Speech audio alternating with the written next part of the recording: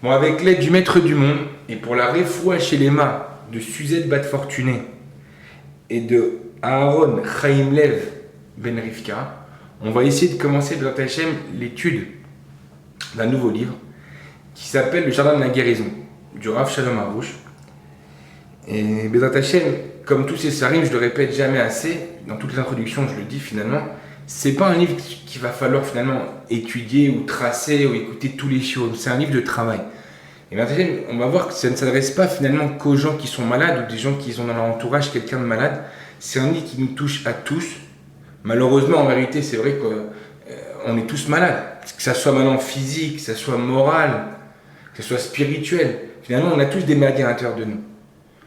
Le Gaon de Vilna, il disait qu'il n'y a pas de maladie physique qui vienne s'il n'y a pas de maladie spirituelle. On est tous mal, on a tous mal quelque part. Maintenant, finalement, il faut essayer de comprendre le derrière face à ça. C'est une épreuve. Si on comprend en vérité que quand on a un problème de parnassa, pour essayer de régler ce problème-là, alors je vais prendre des livres qui parlent de la parnassa et essayer de comprendre ce qui ne va pas à l'intérieur de moi. Je dois comprendre aussi que si j'ai mal quelque part, j'ai des maux de tête, j'ai mal au dos, j'ai mal quelque part, finalement, c'est que j'ai un problème spirituel quelque part. Donc ça nous touche tous.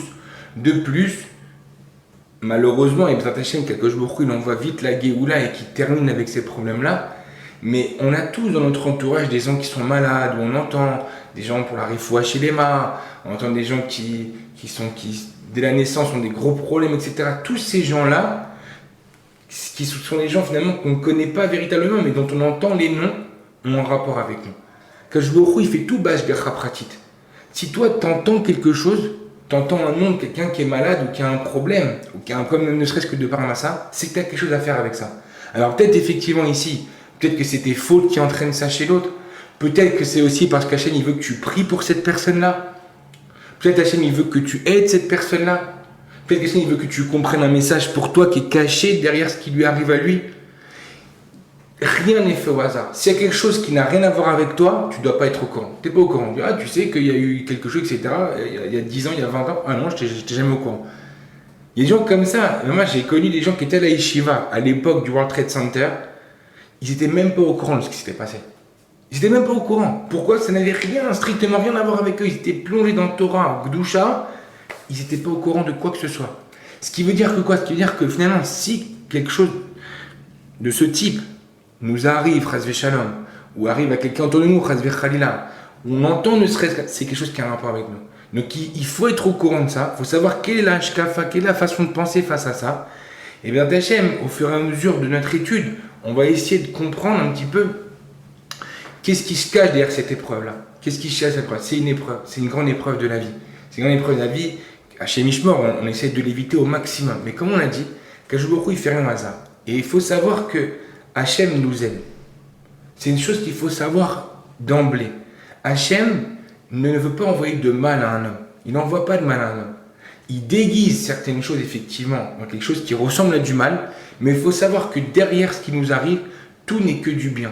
Seulement, il y en a certains d'entre nous qui ont un peu la nuque difficile, la nuque dure, comme ça. On ne veut pas comprendre. On ne veut pas comprendre. Hachem nous envoie des messages, Hachem nous envoie des choses qu'on devrait comprendre, mais on ne veut pas les comprendre. C'est pas qu'on ne les comprend pas des fois. Des fois, ça peut arriver effectivement qu'il y a des messages qu'on ne voit pas. Vraiment, ils sont tellement cachés, on ne mérite tellement pas de les voir, que je me les laisse de cette manière-là et nous empêche de voir la vérité qui se cache derrière la nature.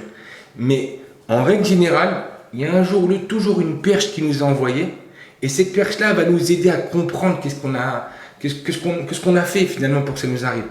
Des fois, c'est pas une avéra. Des fois, c'est pas une avéra. Il y avait comme ça une dame, une fois, qui avait raconté dans un shiur à ma femme une histoire terrible, en même temps tellement magnifique. C'est une femme qui avait plusieurs enfants, un mari qu'elle aimait énormément, et un jour, elle apprend qu'elle a la maladie Khanishan. Et avant, ça a été très difficile. Rien que la nouvelle, d'apprendre cette nouvelle-là, c'était très difficile. Elle est tombée dans une dépression très grave. Bon. Le temps, il passe. Elle commence effectivement ici à la rééducation. Elle commence la chimio.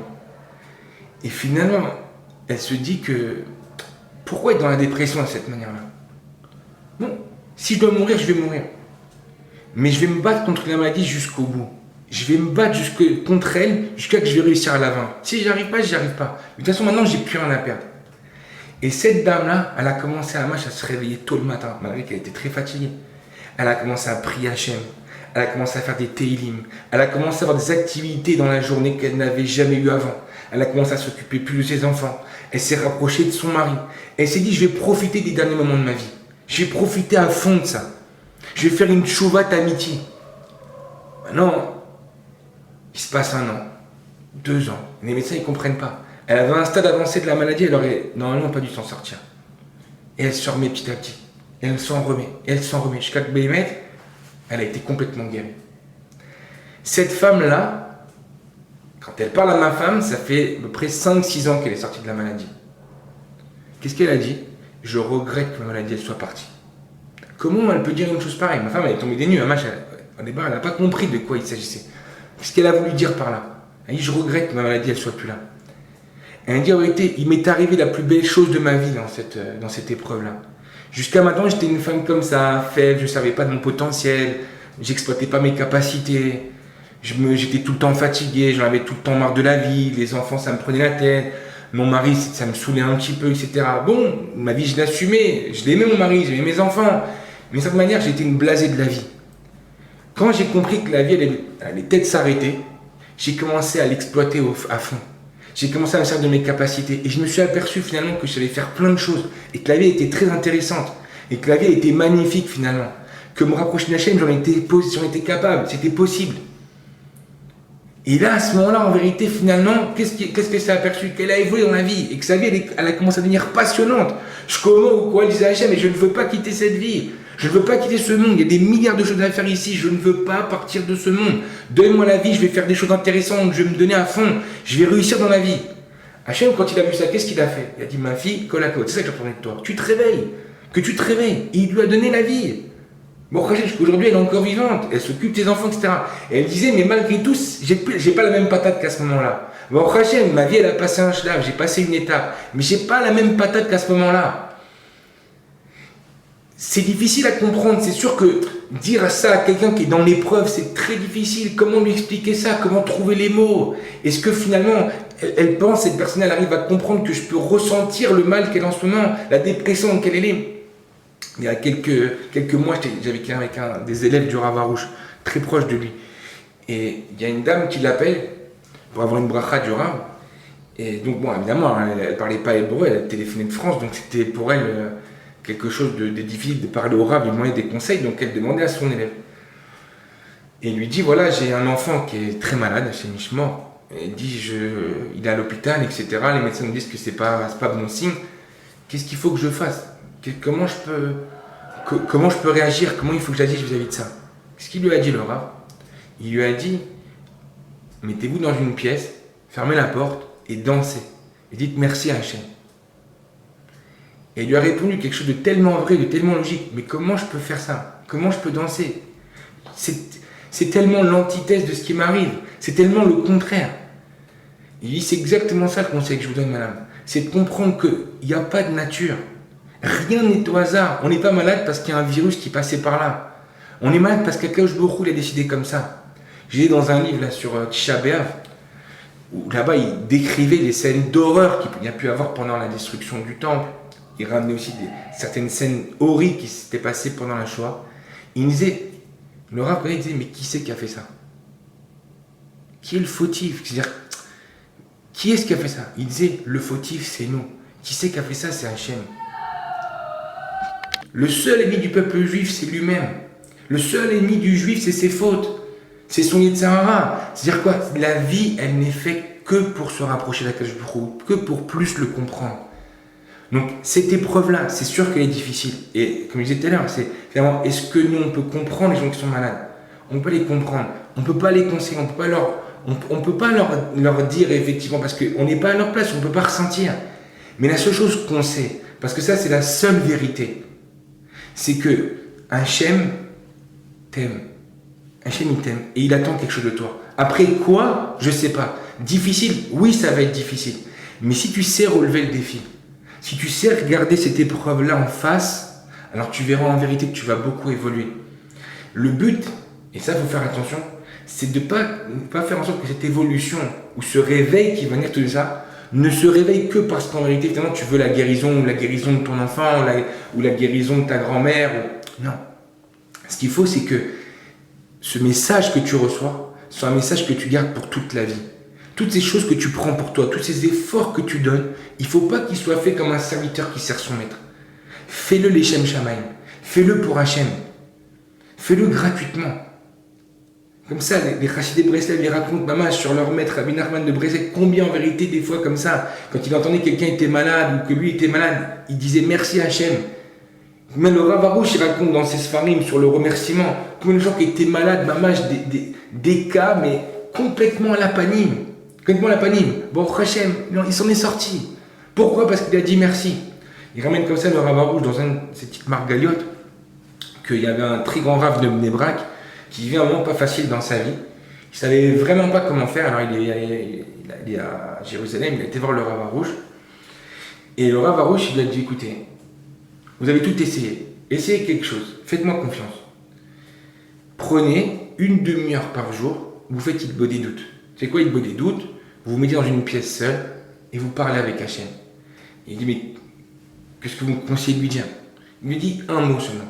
Merci. Et autour de ce merci, tu habilles. Merci pour ta vie, merci pour ta maladie, merci d'avoir de l'eau à la maison, merci d'avoir des vêtements, merci de me donner l'amour de la Torah. Chacun selon son trou. Il lui dit, selon ce que tu es dans ta vie, dis merci. Et comme ça, une demi-heure par jour. Bon. Le Rav, il a commencé, etc. Et il n'avait pas trop de nouvelles de lui. Et un jour, effectivement, quelques mois après, ce Rav-là de Bnei Brak, il retourne voir Rav Arush.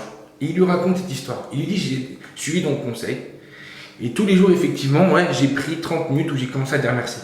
Et ça a tellement donné dans ma vie, j'ai tellement récupéré de la joie, qu'en réalité, à chaque fois que quelqu'un venait me voir dans mon bureau pour prendre des conseils, je lui donnais ce conseil-là. Jusqu'au jour où il y a une famille qui est venue me voir et qui m'ont parlé de leur enfant qui était malade, qui était devant moi. Et ils m'ont dit que les médecins, ils avaient dit que c'était terminé, il n'y avait plus rien à faire, qu'ils profitent de la vie au moins qu'il peut. S'il commençait à arrêter un traitement, il allait être très fatigué, c'est pas ça qu'il sauverait. Il vous reste quelques temps à vivre, quelques mois, etc. Profitez à 100%. Et ces gens-là, ils ne voulaient pas. Je ne les laissais pas abattre. Et ils ont été voir des rabbinim. Et ils sont venus me voir. Qu'est-ce que je leur ai dit? Je leur ai dit de faire 1 heure de remerciement tous les 3 par jour. Le père, la mère, l'enfant. Ils s'y sont mis très clairement.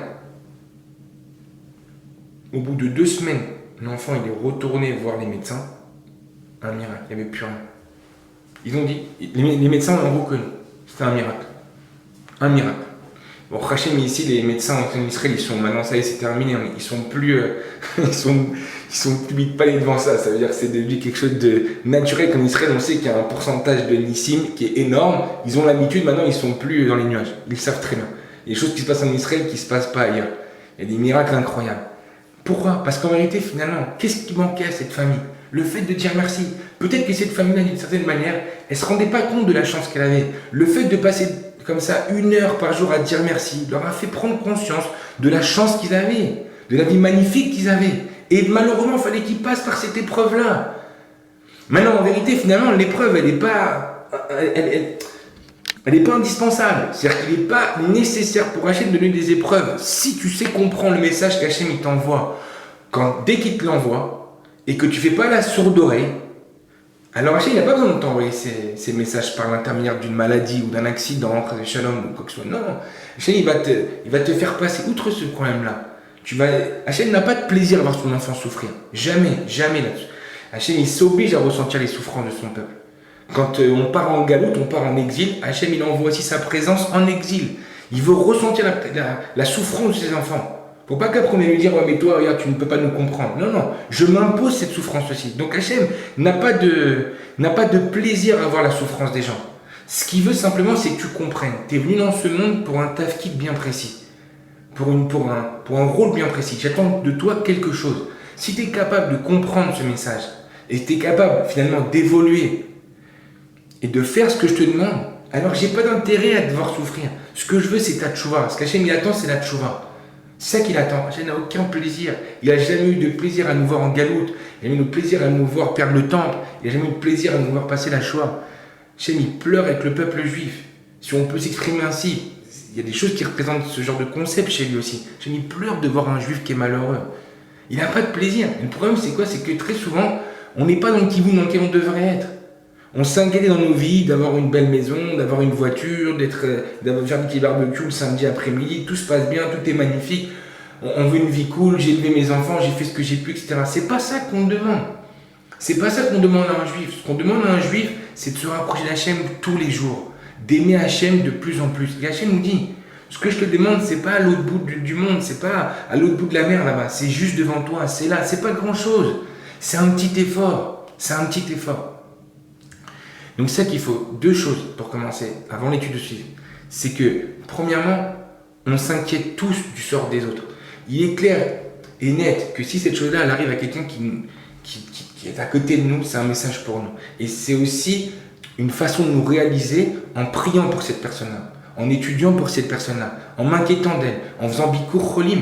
J'ai une mitzvah, maman, d'aller voir ces gens-là. Si les gens ils sont malades, j'ai une mitzvah d'aller les voir, de les réjouir, de faire le ménage chez eux, de les aider au quotidien. C'est ça le peuple juif. C'est ça le peuple juif. Et si tu es malade, c'est essayer de comprendre qu'est-ce qu'Hachem veut de toi. Maman, je ne le dis pas de moi-même. Je le vois dans tous les sphérines qui parlent de ça, de tous les rabbinim qui parlent de ces problèmes-là. Maman, j'ai vu des grands rabbinim comme ça prendre ça sur eux, de le dire très clairement. À partir du moment où quelqu'un il prend conscience de son problème, de son véritable problème, de son problème spirituel, la maladie elle va disparaître déjà à 50%. Une fois que tu passeras à l'action, l'autre partie de la maladie elle partira, ça y est, c'est terminé. Ce qu'il y a, c'est qu'il faut juste prendre conscience de ça, de répondre à cette question, qui finalement est une question qui nous poursuivra tout au long de la vie. Qu'est-ce qu'Hachem il attend de moi? Qu'est-ce qu'il veut de moi? Pourquoi tu fais ça? Pourquoi? De quoi? Qu'est-ce que tu veux me réveiller? C'est comme ça, des fois on a des enfants comme ça à la maison, ils font une crise. Une crise. Tu vas les disputer, mais arrête, pourquoi tu hurles pour des trucs? Des fois, en vérité, la question qui serait beaucoup plus simple à lui poser, mais qu'est-ce qu'il y a? Qu'est-ce qui se passe? Des fois, on ne se pose pas ces questions-là. On va au travers d'un problème et on essaie d'aller en face à lui et de le prendre avec la force ou refuser le problème. Non. Maintenant, le problème il est là. Alors accepte-le et règle-le une bonne fois pour toutes. Et tu vas voir que ça y est après. C'est terminé. Hachem, il t'aime. Hachem ne veut que ton bien.